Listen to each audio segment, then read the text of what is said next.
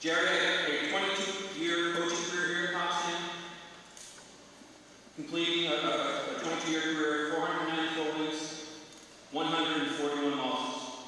His overall coaching record, which included stops in senior high school, and of course at the NCAA Division I level, Iona College, was an astounding 682 wins, 682 wins, 228 losses. Coach had 2 national championship teams, 1981 and 1986, are seated here and will be inducted into our Hall of Fame in a very few moments. 3 times, his teams finished second in the NCAA championships. Coach had 9 NCAA East Regional championship teams. His 1977 team were East AC champions. His teams were also selected the ECAC Team of the Year in 1977, 1979, 1981, 1982, 1985, and 1986. 1979, 1980, 26-4, NCAA Division III East Regional Champion. 1980-81, 31-2, NCAA Division III National Champion. 1981-82, 22-10, NCAA Division III National Runner-Up. 1982-83, 94-6, NCAA Division III East Regional Champion. 1983-84, 22-7, NCAA Division III West Regional Finalist. 1984-85, 28-4, NCAA Division III National Runner-Up. 1985-86, 33-0, NCAA Division III National Champion. 1986-87, 29-1, NCAA Division III East Regional Champion. 1987-88, 25-5, NCAA Division III East Regional Champion. 1988-89, 25-5, NCAA Division III East Regional Champion. 1989-90, 23-5, NCAA Division III East Regional Champion. Truly remarkable 10-year run.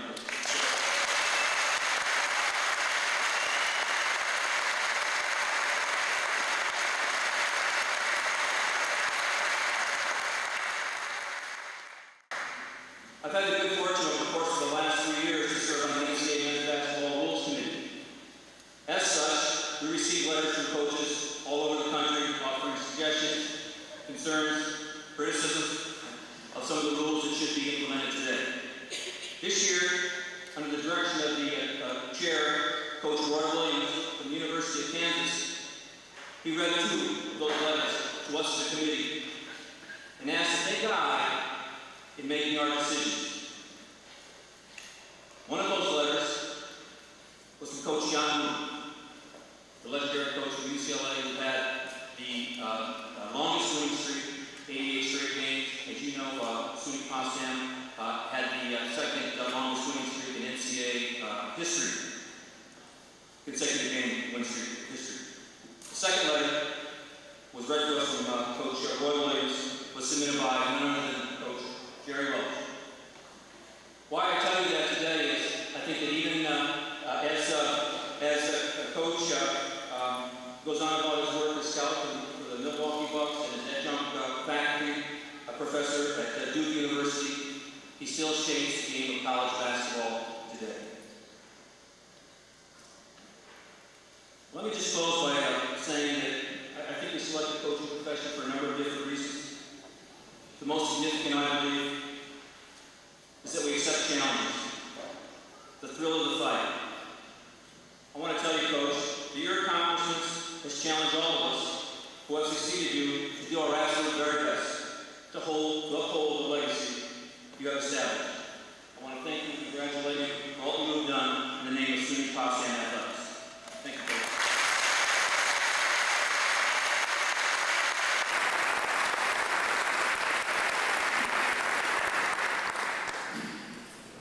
I want to open up by greeting all the fans and friends and supporters who've come back to honor Jerry and obviously his family. It's quite a day, it's quite an honor. to address all of you. I could be up here a very long time because there's many memories of him that stand out. And if any of you have experienced this guy, you remember him. He definitely leaves an impact. I guess I'm going to start off personally by saying it's a lot easier going before you than after you. Stay there right now. So believe me, it's a lot easier. As I've been thinking about the task of addressing all of you, I've had tons of thoughts going through my mind. And in order to keep it short, I've been trying to think what I can give to you that describes Jerry and what he's meant to myself and many of the fellow coaches. I was going through some books in our house a few days ago, and there's a book that's called All I Really Needed to Know I Learned from Kindergarten. Very simple. And 2 words describe how this guy leads his life, and that's share everything. Those 2 words describe how he touches people, how he tries to make everybody feel that they're part of all the great things that have happened to SUNY Potsdam and obviously happened to him personally. Without question, he's the most unselfish and giving person I've ever met. Without question. He is very humble, he's very gracious, and I truly believe that his unselfishness is the constant in his life that has such a great influence on everybody who he comes in contact with. For 6 years, I had a front row seat. I had a desk right next to him in his office. And that was the most important education in my life. Beyond college, beyond high school, beyond what you learned in grade school. To actually sit next to him every day and watch him go about his business was an education that I wish everybody could experience, even if just for a little bit. As I was trying to organize my speech, I had a list going. What he's done as a coach, and what he's done as a person, and some things that we learned. It's very hard to separate those 2 things. And when I talk to him, when I say I'm representing the coaches, so much of what he does is intermixed. And I'll just give you some things that he's taught us. Number 1 is how to work.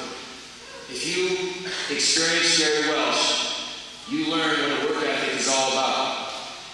I really think that a perfect day for him has 30 hours.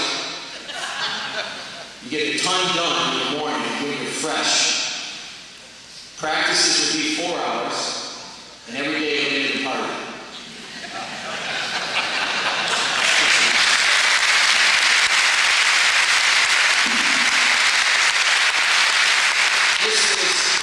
A symbol of government. I don't want these guys to scatter. But these bricks are something that continue to be a big part of our program. And this right here says hard work on it. It's ripped, it's torn, it's tattered, been a lot of sweat. And I know a lot of these guys, they don't like to remember the pain, but I think they respect the discipline that it helped instill. And when I have a tough time, or I'm trying to get through something that might be difficult, I think about bricks, and I hear that voice in my mind, and it helps me get through. His attitude was, and always is, anything is possible. It's never been, you can't beat it. You had a meeting the other day, and the beautiful book, there's trophy cases out here. We needed a new shelf. We can get that by tomorrow, can't we? Yeah, those things took months to build. You need one more shelf. Make sure they know we need it tomorrow. That's how he governs his life. And I'm going to tell you what, he get a lot of things done. If he was governor, that budget would be done.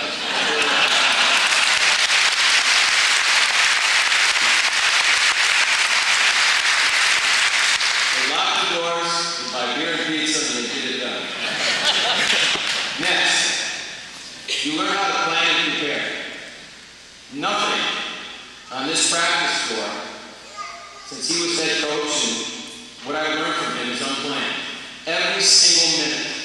is planned out in detail.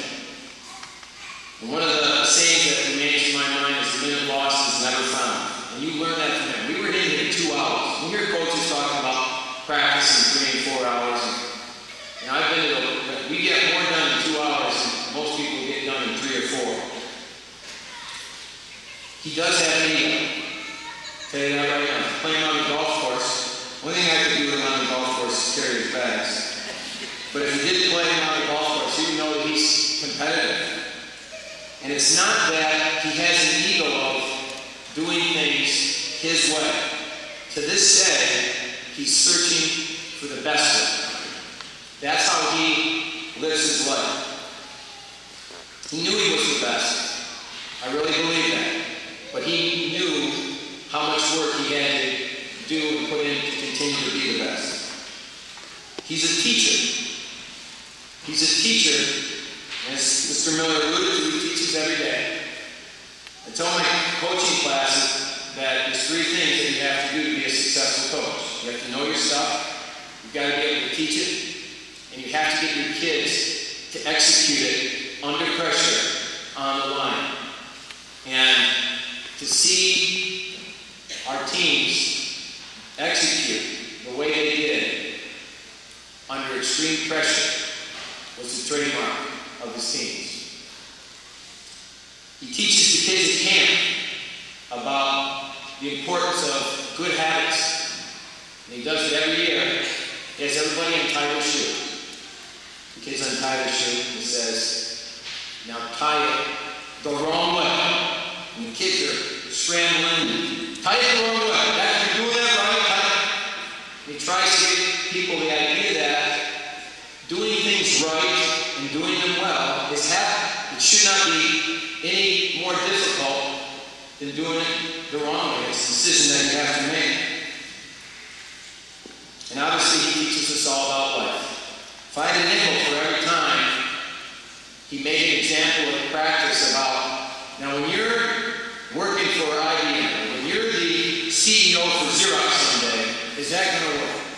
And that was the constant message that he gave the kids. He is a visionary. He still is. He was so far ahead of everybody else when he was here. And no offense to any coaches that he coached against, but my God, sometimes it's like taking candy from a baby when we played against many of these teams just because he was so far ahead of everybody else. And I really believe that he single-handedly raised the level of basketball in this part of the state and maybe this part of the country, definitely in Division III. As a person, he's beautifully consistent. He's consistent. I can predict, I've been around him long enough, what he's going to say before he's going to say it. And that's how he lives his life.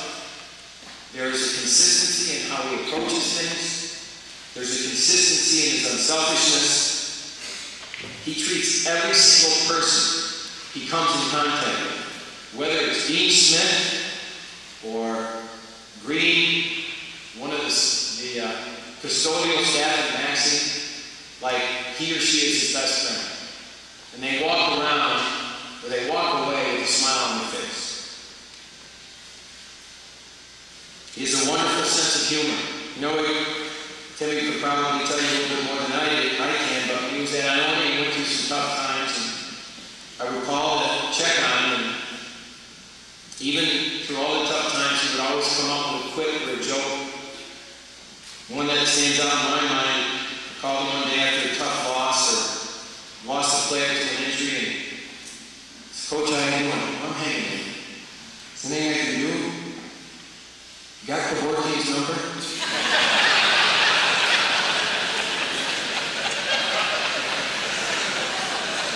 I'll never forget that.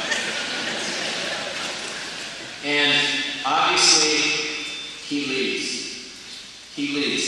Mark Boyd, who was here, was an assistant in 1981, has done a lot of research on leadership in athletics. And there's 2 things that I've gotten from reading Mark's work that personifies spirit. Number 1, he cares so much about the people that he's involved with. And that's what separates, I believe, the great coaches from the good coaches. All of us would run through a wall for this. My wife will tell you that many times I've been at home doing something and there's a phone call and, honey, I gotta go. What's going on? I gotta go. I gotta do something to coach. It's gotta happen. And we all feel that way because we know that he would do the same for us. He inspires. That's what leaders do. They inspire. Before practice, down his Listerine, gargle, you're running out of the locker room downstairs. Let's go teach our butts out. Let's make this the best practice we have on a daily basis. He's always humble and gracious. I've got a page here of stories. I'm not going to go into them all. We all have our Jerry Welsh stories. I'm going to tell you what, Coach. If you're looking for retirement income, all of us in here, speaking to the recorder, we're going to write a bestseller after this ceremony.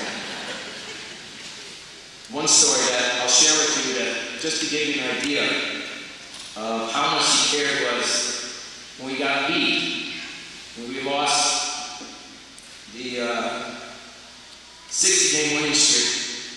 You know, everybody here was trying to pick him up. And I know that the reason that he was so upset was he thought he let me beat him down. He said, I let our fans down. And we all know that that is so far from the truth.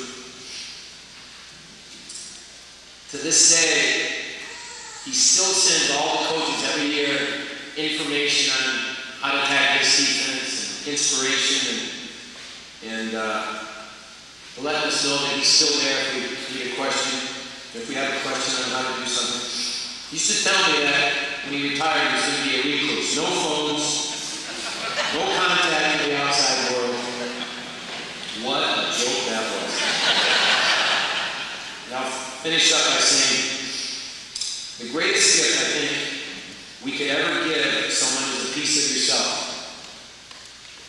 When he walks into a room, when he writes you a note, when he gets on the phone, you're getting a part of him that has an impact.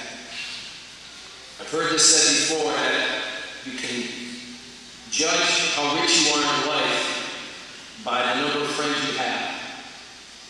Coach, our friend, you are loaded.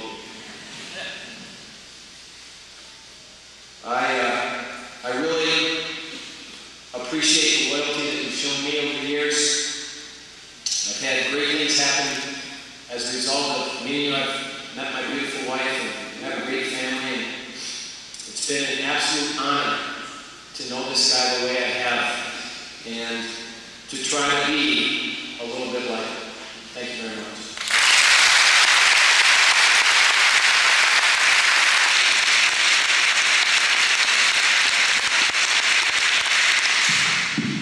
Thank you very much.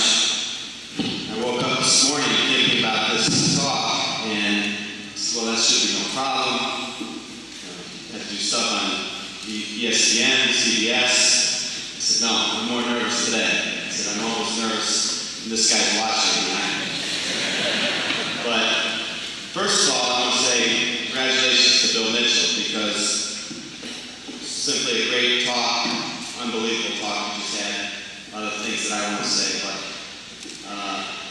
and number two, you should be committed, because anybody that follows a record like that is unbelievable. Because as a coach, I know you never want to follow a legend, and you've done a great job following a legend.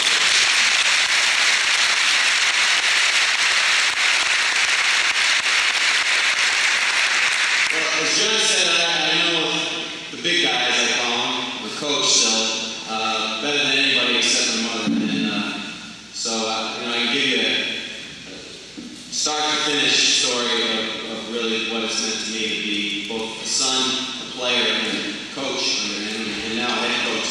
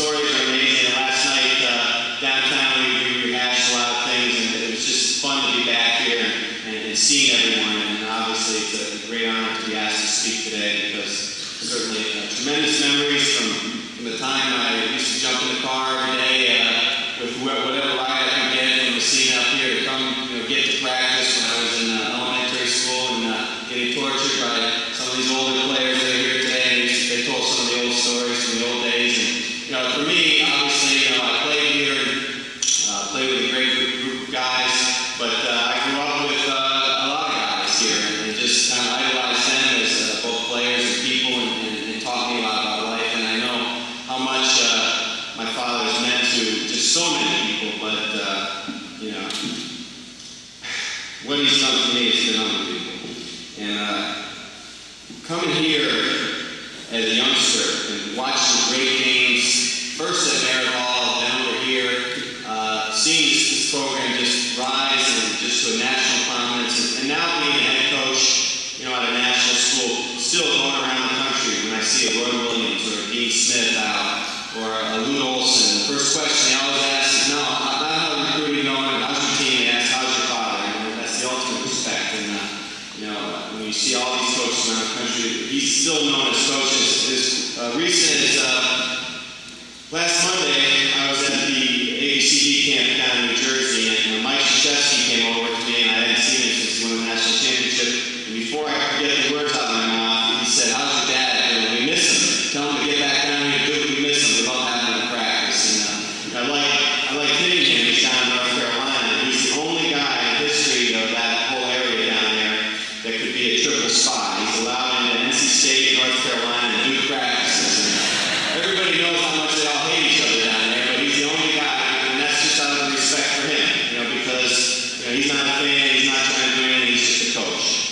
But coming here as a youngster, coming to practice, growing up playing high school sports, I was always there for me, obviously, both my parents, but always a coach to me, as a youngster in a lot of ways, and mostly about life. Always told me not to be a coach, actually. So no, you don't want to do this stuff, you don't want to do this stuff. And, then we came, obviously I came here to school, and we played, and, to tell you just a little bit about him, I think most of you know this, of what a winner he is, and obviously a competitor. On Sunday nights I used to go home, of course, and do the whole thing that the college students do, try to get mom to do the laundry and get a quick meal before I come back up here. And one Sunday night was after we had a great win here on Saturday. It was a close win over a big game. And there's a little tension in here, and I wasn't used to that. Usually after a win, things are a little loose, we felt good, but tension was being created by my mother at the dinner table. And certainly I saw the food that she served that night to him wasn't that special. Usually after a win, he gets what he wants and the whole thing. Then all of a sudden, right in the middle of the dinner, he says to her, he said, well, Kathy, what's wrong tonight? She said, I'll tell you what's wrong. You're not playing him enough.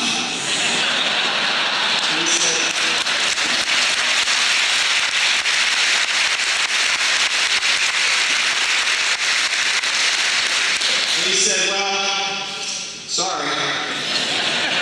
We won.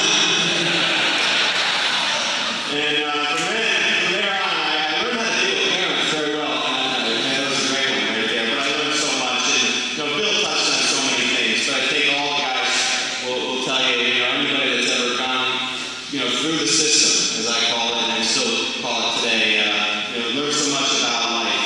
Not only, he always calls it teaching, and that's what it is. It's not about winning, it's about teaching, but teaching the right way drives you to winning. And so many times, as I coach today, I hear myself saying the same things that I heard since 1970 here in this building here, going all the way up through when I was an assistant at Iona.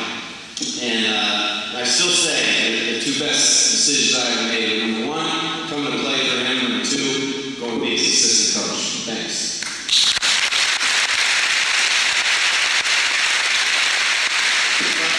We had some great times here as players as well, and he loves to tell the story. He comes down to Providence, and he's the big guy down there. He's the coach's father, he's the coach, and he loves to tell this story that, what did Tim win the national championship? Tim was a great place to listen. He goes, we won the national championship the year before Tim got there, and we won it the year after he left. So we took care of everything after he was around and he left. So that was certainly, but we had some great teams here and some great relationships. And, last night we were talking about the bricks and the sprints and everything else. But, and it is the desire, and that's what it is, the desire, the loyalty to each other that you taught me. Never let somebody outwork you, but be fair and honest. And certainly every day, I can't tell you, I wouldn't be, everybody says, oh, Tim, you're doing so well as a coach, and certainly I have a long way to go to even touch any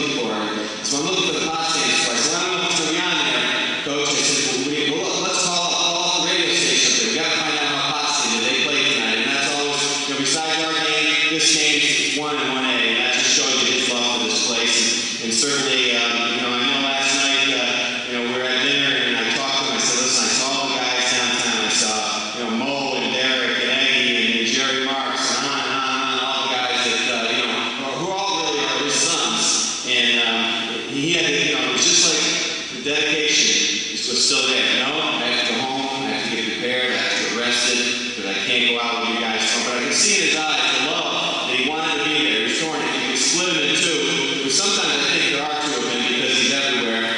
He would have been here with us last night. But I know how much this day means to him, but it means so much to us as well. I can't tell you, when he comes down, just to tell you another story, when my father comes down to Providence games, everybody knows him there now, and he's up there, and he's a nervous wreck, and he's more nervous than I am. Like I said, he's writing stuff down, and he's not sending me messages, but if he could, that's why I put him behind me, because I know he's sending me signals from across the bench. But he comes in the locker room just to show you the respect even today's players have. I mean, everyone, when he walks in the locker room, gets out of their chair and says, hello, coach, how are you? And always the advice there. My assistant coaches will call him up for things, and certainly, I always call him as well. It'll be 5 to 3, and he'll call me on the phone. We have 3:30 practice, and he'll say, we'll get talking randomly about, whatever's going on. And he'll say, what time's practice? And I'll say 3:30. And I'm in no rush. I'm fine. We're all ready to go. He says, no, hang up. You got to get prepared for practice. You got to get prepared. Go to practice, get out there early. And, he taught me so much about, becoming a winner and just being with your players every day and beyond their time here with you. And the final story I'm going to tell you is a funny one. Maybe some of you saw it, and you know it as if you were watching our game this year. We were playing the Big East tournament against Syracuse, and he was being interviewed live on ESPN during the game, and it was the absolute worst interview I've ever seen anyone ever had after I watched it.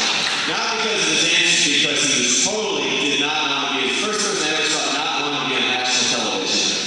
And he went through this interview during the game. He hardly looked at the interviewer and hardly answered his questions. And then finally they went back to the regular announcer, and he said, yeah, Coach Welsh didn't look like he wanted to be on at all. He's focused. He's focused on his team.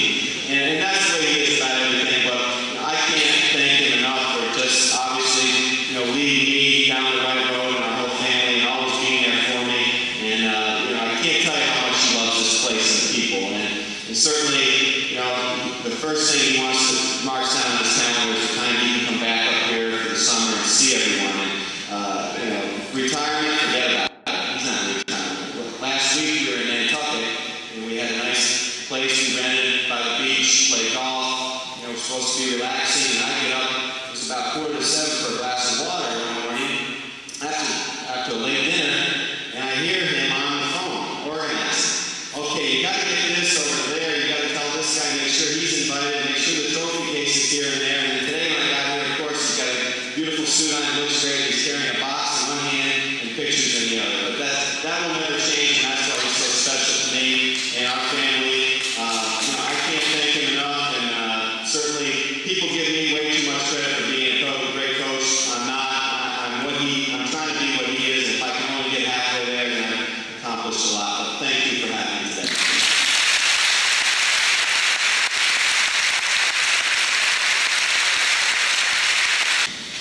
We're here today to recognize Coach Welsh's exemplary leadership, his commitment to excellence, and his dedication to learning. At this time, I would like to unveil a permanent plaque to help us remember the significance of what Jerry meant to athletics and SUNY Potsdam.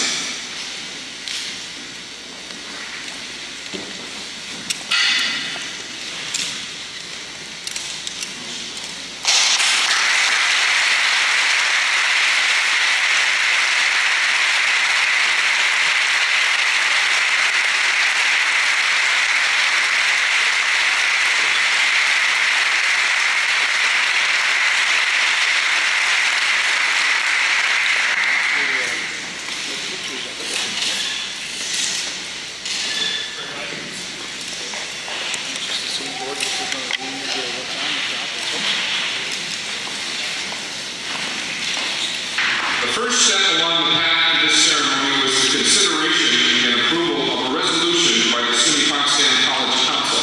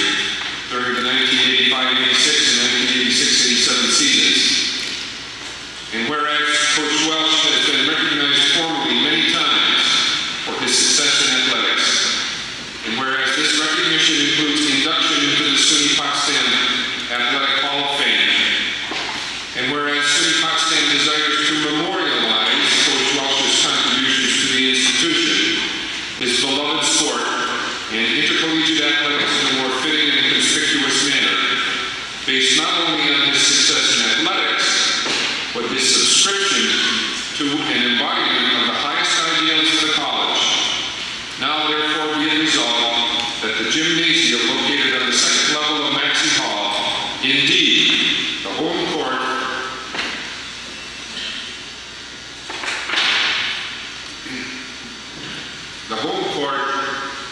of the SUNY Potsdam basketball teams. He designated formally as the Jerry Welsh Gymnasium, signed February 2, 2001 by John and Toronto Chair, College Council, SUNY Potsdam.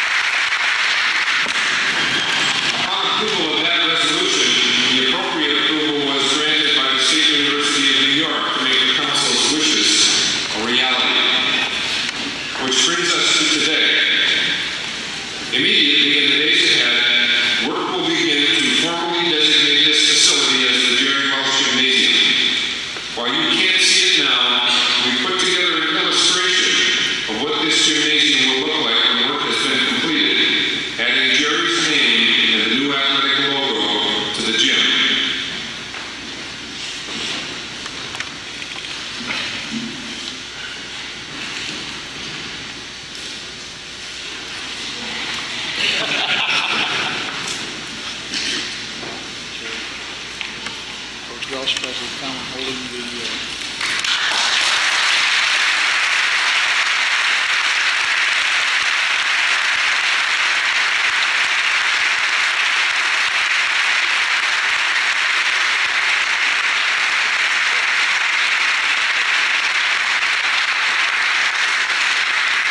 So now, Coach, the way we figure it, it's well into the second half, and now the program is turned over to you.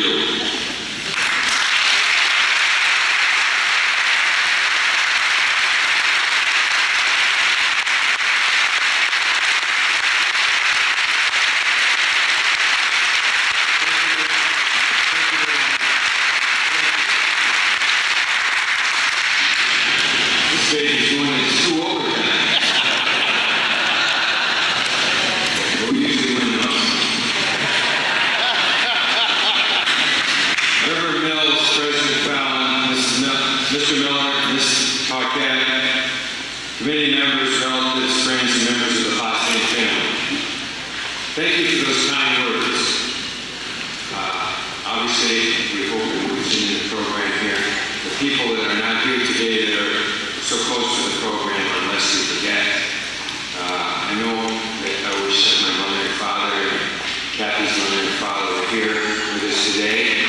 Actually, my mother would enjoy it very much. My father would actually believe half the stuff were true.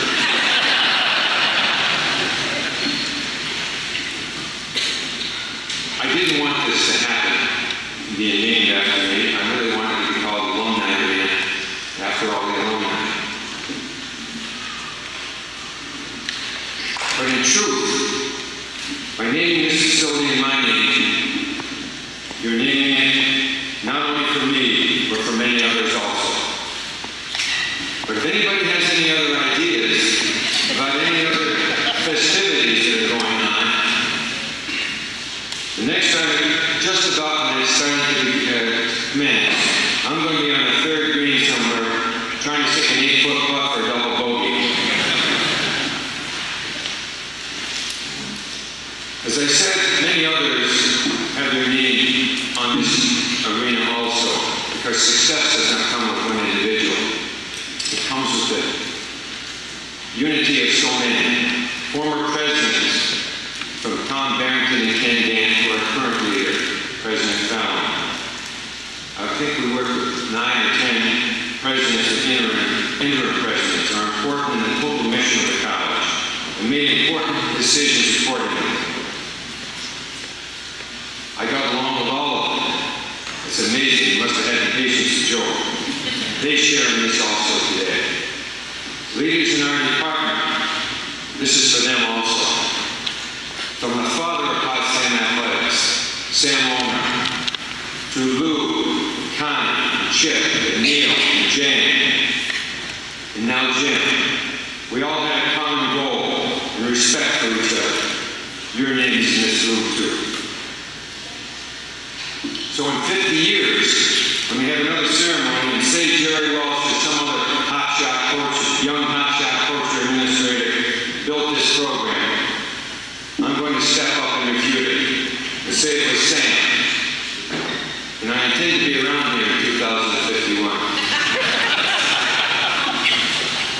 This building is 30 years old, nearly 30 years old, but it looks fine. That's because the great pride our workers had in it and still have in it. They take care of it because they care. They share this name also. Others in the gymnasium. Teamwork is the foundation for success in sports and also in the total institution.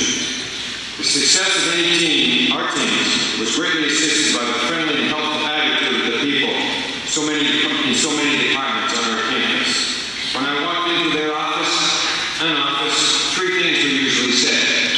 Hi Jerry, how are you? What can I do to help you? The academic areas made my job in recruiting very easy. I love to be able to go into a school or a home and brag about one department ranked fourth in the country or another academic department being ranked number one in the East. Your name is here also. The fans did more than fill up the seats. They helped to win. The students, the fraternities, Prometheus and others who sat right there, Bruce's Crusaders, the students with the spoons and the newspapers. Your name is on those seats, not mine.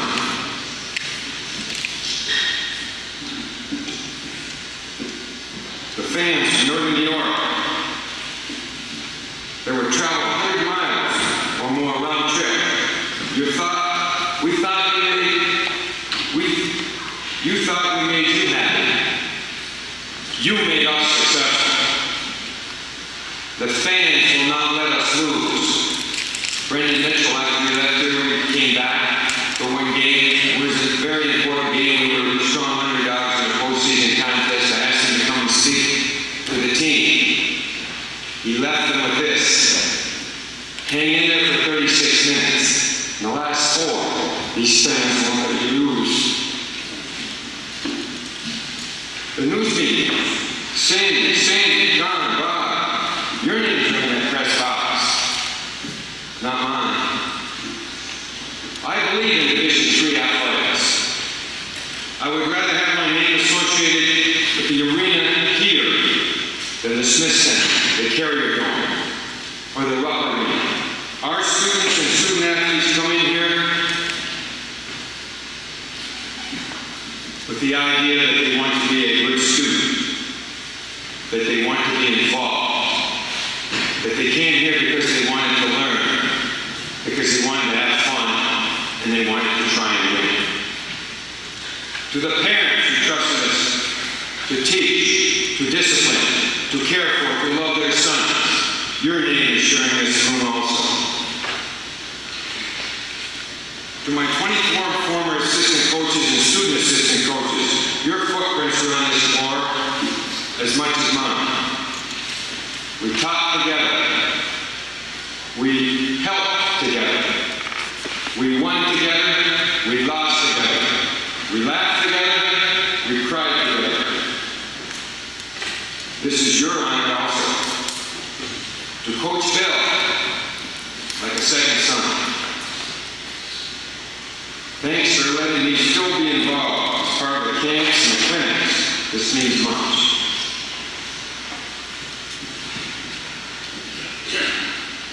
Our players don't have big egos. They came to study, to play a game they love, to work hard, to share, to become as good as they can as a person, a student, and a player. Today we hear of so many Division I athletes who have so much potential, but as someone coined the phrase, not in the hoop, they came with baggage. These players' goals for the present and the future are all screwed up and not correct.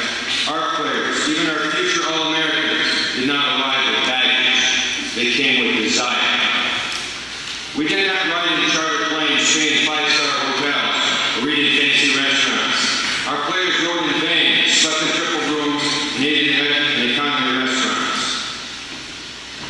But they never complained, and I mean never complained.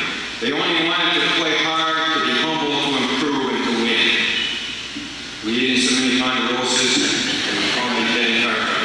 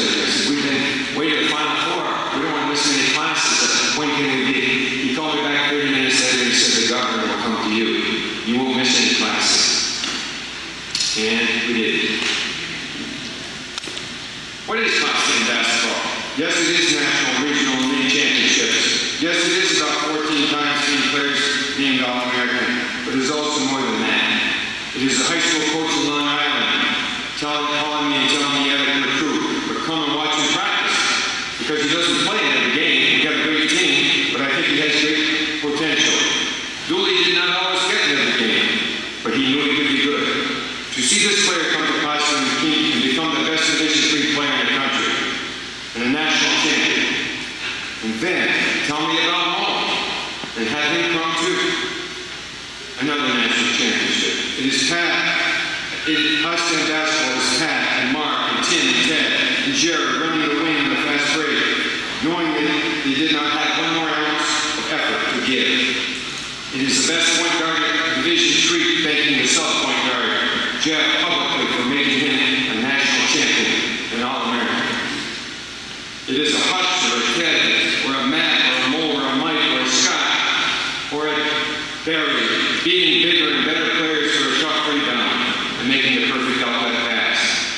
It is a day or a Jack or a Tom playing the other team's point guard so tough that the players would hardly have enough energy to shower and get back on the bus. It is about an Eddie, an All-American, telling me about a player at his high school spoon who could be a Potsdam player. About a spoon, another All-American telling me about another future player at his same school who would help at Potsdam. This tough as nail speed would also become an All-American and a competitor like you have never seen. Where would I be without Notre Dame and Goodyear? It is about a Chris or a Tim or a Brian who knew they were not going to be all conference or even starters, but just wanted to be part of the team and make a strong daily contribution. About a sophomore starter coming to me and asking me if Pat, a senior, would mean a lot if he could start and if he himself could come off the bench. These things and many others would make Potsdam basketball what it is. It is about all the players who stay in touch with me, tell me how they are doing, and send pictures of their children. The game today will not be long, but this is going long, wasn't it? And I would love to see you at the reception in the field house. Also, there will be many pictures there. Rich Johnson did a poster that we have here, and I'd love to be able to present it to everybody at the party downstairs. They said I close every day with a party. I'm going to close every day with this day with a party. If any of the players think they're leaving tonight before I do, we're going to have a brick drill at 7 o'clock in the morning.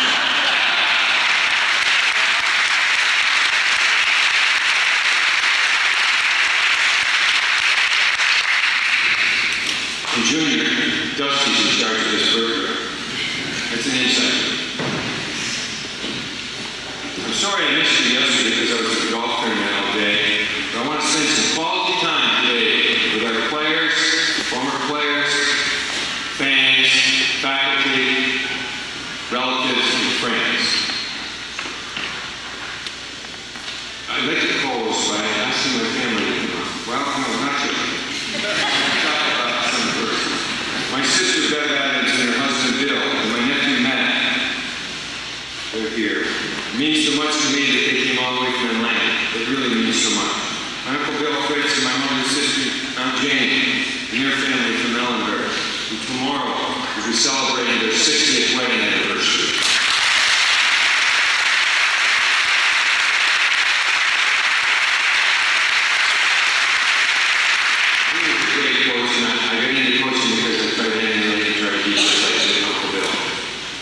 My brothers-in-law, Dominic and Tony, Zachary and their families, thanks for being here. My cousins from Boston to New Jersey to Northern New York, their names mean a lot to us, and their being here means a lot to us. My brothers from California, Florida, New Hampshire, Potsdam, and Northern New York, thank you so much for being here. Well, they are not my brothers, but they are my brothers.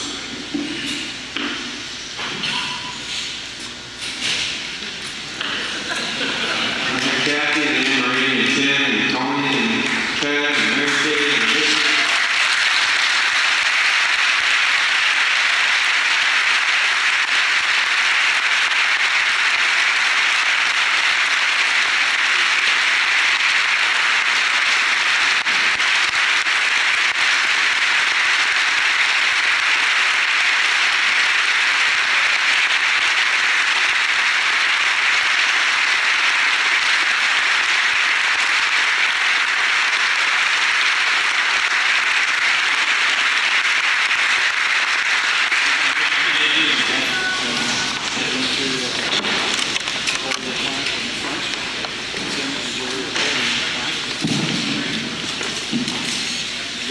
This is the Jerry Welsh Gymnasium.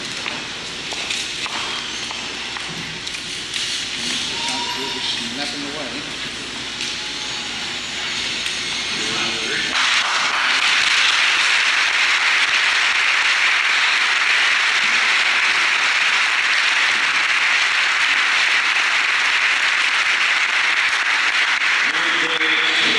Mary Kate and Kevin, our Clarkson graduates, and we're very proud of that. Great institution. Anne Marie, Tony, and North Carolina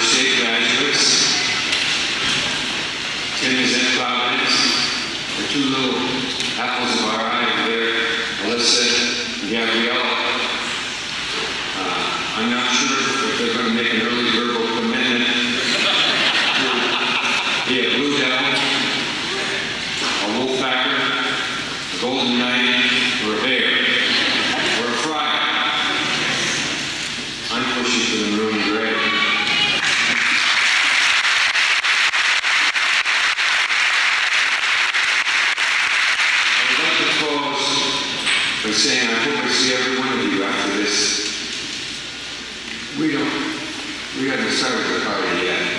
And hoping that if I had one wish, that this building, this room, would do one thing. It would be to enhance the excellence that already is here at Potsdam.